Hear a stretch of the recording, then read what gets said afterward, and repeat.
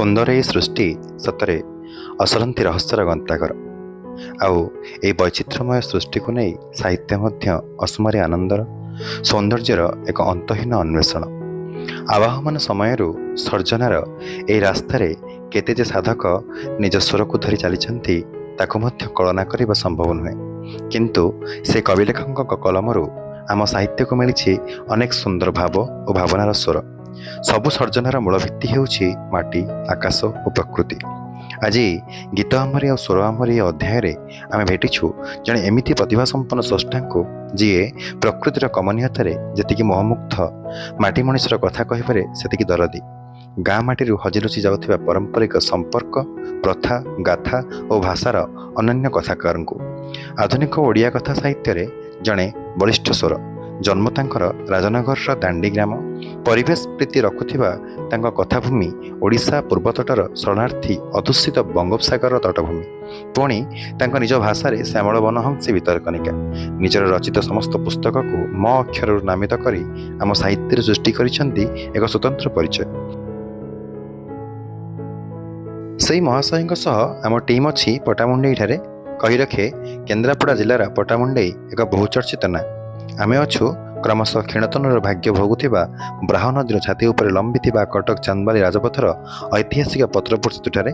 ଏବେ ଆସନ୍ତୁ ଶୁଣିବା ପ୍ରକୃତି ବନ୍ଧୁ କଥାକାର ପ୍ରଦୀପ ନାୟକଙ୍କୁ, ଶୁଣିବା ତାଙ୍କ ଗପ ଆଉ ଅନୁଭବ କରିବା ତାଙ୍କ ଦରଦୀ ମଣିଷପଣିଆକୁ। ନମସ୍କାର, ମୁଁ ଗୀତ ଆମରି ସ୍ୱର ଆମରି এই ଚ୍ୟାନେଲ ମାଧ୍ୟମରେ ଆପଣମାନଙ୍କୁ ସମସ୍ତଙ୍କୁ ମୋର ହାର୍ଦ୍ଦିକ ଅଭିନନ୍ଦନ ଜଣାଉଛି। ଏ ଯେଉଁ ଶୁଭ ଅପରାହ୍ନରେ ଆଜି ଆମେ ଏମିତି ଗୋଟେ ଜାଗାରେ ବସିଛୁ ଏବଂ ଆଜି ଆପଣମାନଙ୍କ ସହିତ ମୁଁ କନେକ୍ଟ ହେଇପାରୁଛି এই ଚ୍ୟାନେଲ ମାଧ୍ୟମରେ।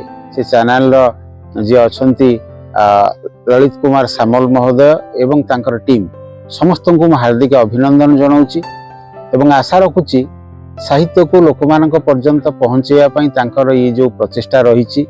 ଆଜିକାଲି ଇଲେକ୍ଟ୍ରୋନିକ୍ସ ମିଡ଼ିଆ ଉପରେ ଯେଉଁ ପ୍ରକାର ଗୁରୁତ୍ୱ ଏବଂ ଡିଜିଟାଲ ମିଡ଼ିଆ ଉପରେ ସମସ୍ତଙ୍କର ଯେତେବେଳେ ଧ୍ୟାନ କେନ୍ଦ୍ରୀଭୂତ ହେଇଛି, ଆମେ ଏହି ଚ୍ୟାନେଲ ମାଧ୍ୟମରେ ନିଶ୍ଚୟ ଆମର ସାହିତ୍ୟକୁ, ଆମର ସ୍ୱରକୁ ନେଇ ଆମେ ପହଞ୍ଚାଇ ପାରିବୁ ସମସ୍ତଙ୍କ ପାଖରେ ବୋଲି ମୁଁ ଆଶା କରୁଛି। ତେଣୁ ସମସ୍ତଙ୍କୁ ମୁଁ ଧନ୍ୟବାଦ ଦେଉଛି ଏବଂ ଆଜି ଆପଣମାନଙ୍କୁ ମୁଁ ଏମିତି ଗୋଟେ ଗପ ଶୁଣାଇବା ପାଇଁ ଚାହୁଁଛି। ଯେଉଁ ଗପ ଆପଣମାନେ ହୁଏତ ଏ ଗପ ପଢ଼ିଲେ ଆପଣ ଗପ ବିଷୟରେ ବୁଝିବେ, କିନ୍ତୁ ଏମିତି ଗୋଟେ ଆଶ୍ଚର୍ଯ୍ୟଜନକ ଘଟଣା ଘଟୁଛି। ମଣିଷକୁ ସମୟ ନେଇ କେଉଁ ମୋଡ଼ରେ ଠିଆ କରୁଛି ତାକୁ ଆପଣମାନେ ଯଦି ଥରେ ଭେଟିବେ, ମୋର ସେ ଗପର ଚରିତ୍ର ଲକ୍ଷ୍ମୀକୁ ଭେଟିବେ, ତାହେଲେ ଆପଣମାନେ ନିଶ୍ଚୟ ବୁଝିପାରିବେ କେତେ ମର୍ମାନ୍ତିକ, କେତେ ଦୟନୀୟ ଗୋଟେ ମଣିଷର ଅବସ୍ଥା ହେଇପାରେ। ଏବଂ ସବୁ ପ୍ରତିକୂଳ ପରିସ୍ଥିତି ସତ୍ତ୍ୱେ ଗୋଟିଏ ଝିଅ ତା ନିଜର ମାନ, ସ୍ୱାଭିମାନ ଏବଂ ନାରୀତ୍ୱକୁ ନେଇ ସେ ବଞ୍ଚିବାର ଶେଷ ନିଷ୍ପତ୍ତି ଯେତେବେଳେ ନିଏ, ତା ଉପରେ ଆପଣମାନେ ଏଇ ଗପକୁ ଶୁଣିବେ। ଗପର ଶୀର୍ଷକ ହେଉଛି ବନ୍ଧକ ଏବଂ ଇଏ ଏମିତି ଗୋଟେ ଗପ ଯାହାର ପୃଷ୍ଠଭୂମିରେ ଯେଉଁ କ୍ୟାରେକ୍ଟର ମାନେ ରହିଛନ୍ତି ସେମାନେ ହେଉଛନ୍ତି ଆମର ଗୋଟେ ଖେଳା ସମ୍ପ୍ରଦାୟର। ପ୍ରାୟ ଯାଯାବର ପରି ସେମାନେ ଏଠି ସେଠି ବୁଲନ୍ତି ଏବଂ ସେମାନଙ୍କର ପେଶା ବହୁତ ସମୟରେ ହୁଏ ଘୁଷୁରୀ ଚରେଇବା ଏବଂ ତାଙ୍କର ମହିଳାମାନଙ୍କର ହୁଏ ଗାଁ ଗାଁରେ ବୁଲି ଛୋଟ ଛୋଟ ଷ୍ଟେସନାରୀ ଜିନିଷ ବିକିବା ଏବଂ ଜଡ଼ିବୁଟି ବିକିବା ଏବଂ ଭିକ ମାଗିବା। ଆମେ ଲାଉ ତୁମ୍ବା ଧରି ସେମାନେ ଯେଉଁ ପ୍ରକାରର ଭିକ ମାଗନ୍ତି ଏବଂ ଦୁଆର ମୁହଁରେ ବସି ଯେତେବେଳେ ଡାକି ଦିଅନ୍ତି, ଦେ ମା ଦିଟା ଭିକ ଦେ ମୋ ପିଲାକୁ ଖାଇବ ବୋଲି, ଏ ସ୍ୱରକୁ ଶୁଣିଲେ ସେମାନେ କେଉଁ ଅବସ୍ଥାରେ ଆସନ୍ତି ଏବଂ କୌଣସି ସ୍ଥିତି ସ୍ଥାପକତା ତାଙ୍କର ନଥାଏ, କିନ୍ତୁ ତା ଭିତରେ ସେ ବଞ୍ଚିବାର ଯେଉଁ ସଂଘର୍ଷ କରି ଚାଲୁଥାନ୍ତି, ସେଇ ସଂଘର୍ଷ ଭିତରୁ ଉତରି ଆସିଥିବା ମୋର ଗୋଟିଏ କ୍ୟାରେକ୍ଟର ହେଉଛି ଲକ୍ଷ୍ମୀ, ଯେଉଁ ଚରିତ୍ରକୁ ନେଇ ମୁଁ ଲେଖିଛି ଏ ଗପ ବନ୍ଧକ। କେଳାବସ୍ତିରେ ନିଶାପ ବସିଛି। ସଭାରେ ବସିଥିବା ମୁରବୀମାନଙ୍କ ଗହଣରୁ ଟିକେ ଦୂରରେ ଅଭିଯୁକ୍ତା ଲକ୍ଷ୍ମୀ ବସିଛି। ଦି ଗୋଡ଼ର ବିଶେଷ ଭଙ୍ଗୀରେ ଗୋଟିଏ ଆସନ ପାତିଛି ସିଏ, କାରଣ ଯେଉଁମାନେ ମୁରବୀ ସେମାନଙ୍କ ସାମ୍ନାରେ ନିଶାପରେ ତାକୁ ସେମିତି ବସିବାର ଅଛି।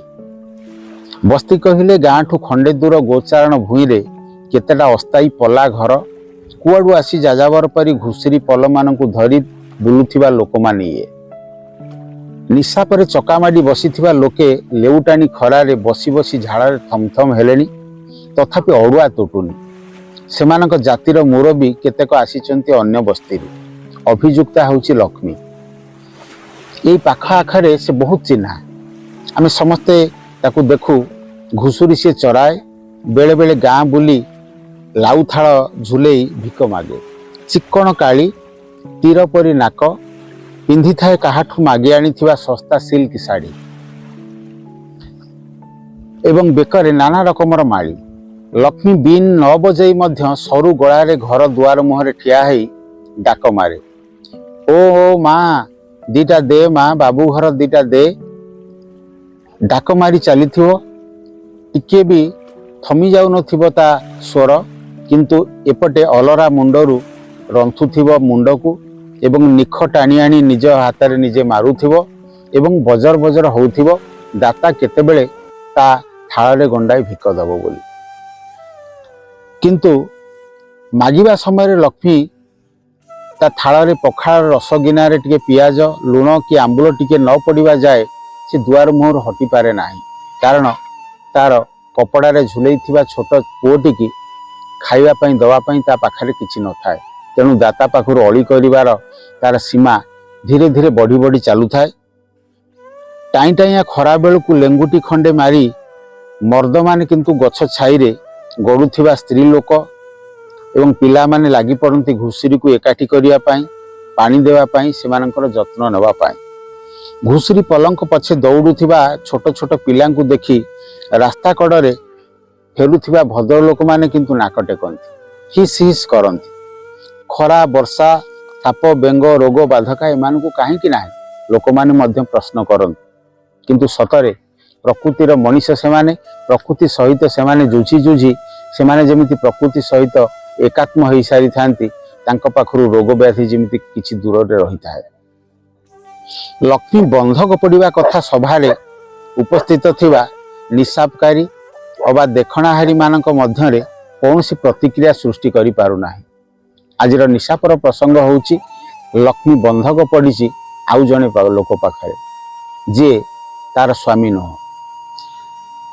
यही सभा एपरी एक किछि गतानुगतिक घटना टिके भिन्न चमकप्रद एवं अविश्वास्य जहाँ कदापि हबार नुह निशाप शुणुथिबा समस्त स्त्री लोक निज निज भितरे नाक टेकी कुहाकही होउचंती एटा हाउडी टाइम केते बेसरम एते लोक ये झुंकी गले तू नेमटा कहीं रखीचु तूटा आम ना पकाउचु ना कौन भला आम देश होता तूटा कौन कलु कलु वास्तव में लक्ष्मी एमती गोटे कम कर ना पकईची से कथा कहीं कहीपर ना किंतु भगवान ताकू की कला देइचंती जे ता हाथ में बीन खंडे तैयारी होइथिबो तो 100 सुर भितर अलगा हो बारी पड़े लक्ष्मी किंतु सबु गुण थाई मध्य पंचायत आगे लक्ष्मी की बाहा होइथिबा केला जनक फेराद होउची आज्ञा हजूर मोर धियकटा के बेमार पड़िबार यही फकीरा के 800 टंका आनीस से लागे मोर माइकिना के झुओ के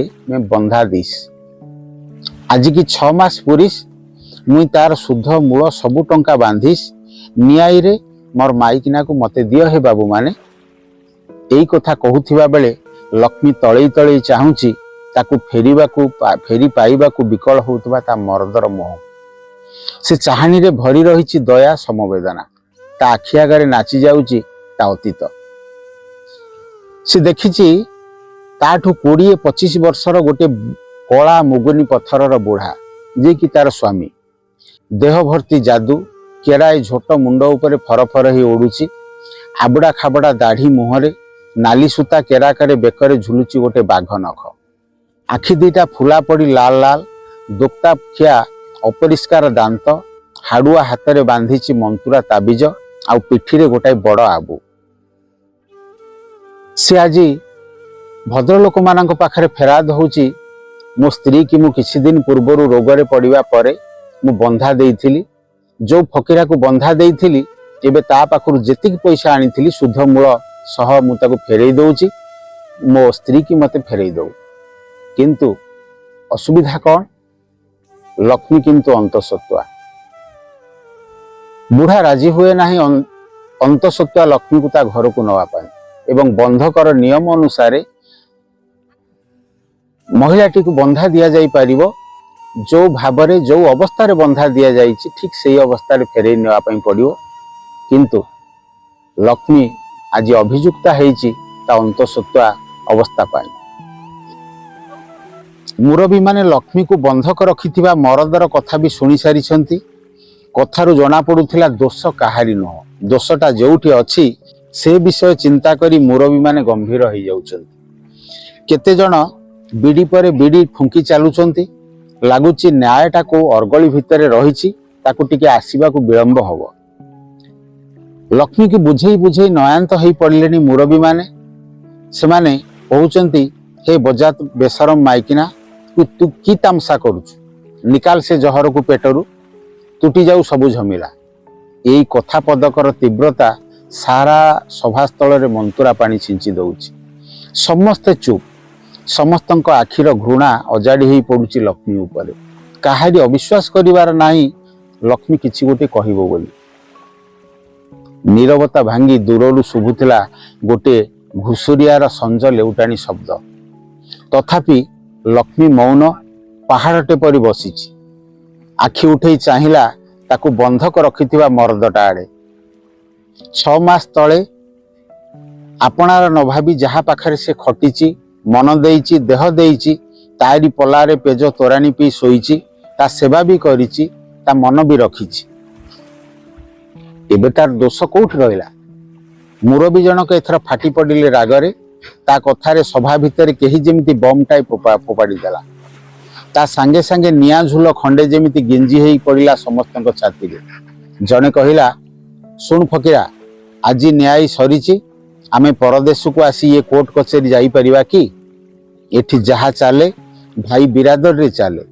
ତୁଇ ତୋର ଟଙ୍କା ଫେରି ପାଇଛୁ, ଯେନ୍ଟା କରି ତାର ମାଇକିନା ପିଲାଟାକୁ ତୁ ଆଣିଥିଲୁ ସେନ୍ଟା କରି ଫେରା। ଏଥର ସବୁ ବିକଳ ଦିଶିଲା ଫକୀରାର ମୁହଁ।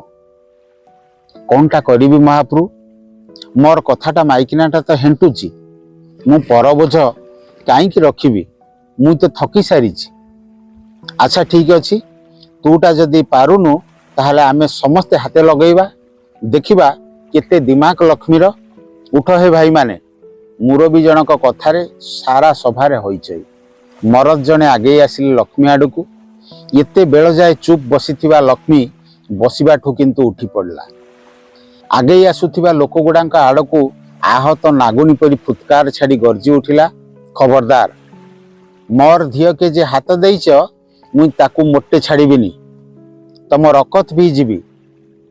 ତମେ ପୁରୁଷ ଲୋକ କଣ କରି ପାଇଛ କି ଆମକୁ? ମାଇକିନା ଝୁଅ କଣ କଣ୍ଢେଇ? ତମ ସେବା କରିବ, ତମ ପାଖରେ ଶୋଇବ, ଧିଅ ବିକିବ, ତମ ବୋଲ ମାନି ଚଳିବ, ତାର ମନକେ ପେଟରେ ପିଲା ଧରି ପାରିବ ନାହିଁ? ମୋର ଘଇତା ମତେ ବନ୍ଧକ ଦେଲା, ମୁଇଁ ମନା କରସି? ଆର ଗୋଟେ ମରଦ ପାଖେ ଧିଅ ବିକିବାକୁ ଛାଡ଼ିଦେଲା, ମୁଇଁ ମନା କରସି? ମୁଇଁ ଏବେ ସର ଆଗରେ ମୋର ପିଲାଟାକୁ ପେଟରେ ଧରସି, ତାର କାହିଁକି ମନା କରୁସି? ଲକ୍ଷ୍ମୀର ନିଆଁ ଝରୁଥିବା ଆଖିକୁ ଦେଖି ଘେରି ଠିଆ ହେଇଥିବା ମରଦ ଗୁଡ଼ାକ ଚୁପ୍। ସ୍ତ୍ରୀ ଲୋକମାନେ ଆପଣା ହାତ ଆପଣା ପାଟିରେ ଦେଇ ଘୁଞ୍ଚି ଗଲେ ପଛକୁ। ବନ୍ଧଭଙ୍ଗା ବଢ଼ି ପାଣି ପରି ଲକ୍ଷ୍ମୀ କିନ୍ତୁ ଗର୍ଜି ଉଠୁଥିଲା, ମୋର ଘଇତା ଯଦି ମୋର ପେଟର ପିଲାକୁ ନ ଆଦରିଲା ମତେ କାହିଁକି ସିଏ ରଖିବ? ମୁଇଁ ମୋର ଛୁଆକୁ ପୋଷି ପାରିବି।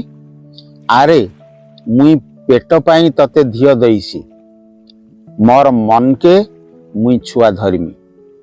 ଆଜି ସଭାରେ ସମସ୍ତେ ଅନୁଭବ କରୁଥିଲେ ଏତେ ଦିନକେ ବୁଢ଼ାର ଆଉ ମନ୍ତୁରା ପାଣି କାମ କରୁନି, ଯିଏ 20 ବର୍ଷ ଅଧିକ ବୟସ ହେଇ ମଧ୍ୟ ଗୋଟେ ଛୋଟ ଝିଅ ଲକ୍ଷ୍ମୀକୁ ତା ସ୍ତ୍ରୀ କରି ରଖିଥିଲା।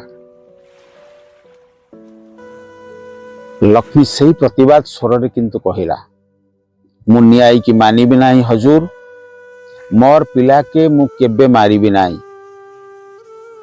ଅବାକ ହେଇ ସମସ୍ତେ ଚାହିଁ ବସିଥିଲେ ଲକ୍ଷ୍ମୀର ମୁହଁକୁ। ସଞ୍ଜ ଅନ୍ଧାର ଚାଦର ଆଡ଼େଇ ଦଉଛି। ଗହ ଗହ ପାଟ ବିଲ। ଟିକେ ବି ପଛକୁ ନ ଚାହିଁ ପଞ୍ଝାଏ ଗୁଆରଙ୍କୁ ପିଠିରେ କରି ଦଲକାଏ ନିଆଁ ହୁଳା ପରି ଲକ୍ଷ୍ମୀ ଚାଲି ଯାଉଛି କେଳାବସ୍ତିର ଦୂରକୁ ଦୂରକୁ ଅପହଞ୍ଚ ଇଲାକାକୁ। ସମସ୍ତଙ୍କ ପାଖରୁ ତା ଠିକଣା ହଜି ଯାଉଛି। ଆଉ ଏ ବନ୍ଧକ ଗପର ସମସ୍ତ ଉପକ୍ରମ ଏଇଠି ଶେଷ ହେଇଛି। ନମସ୍କାର।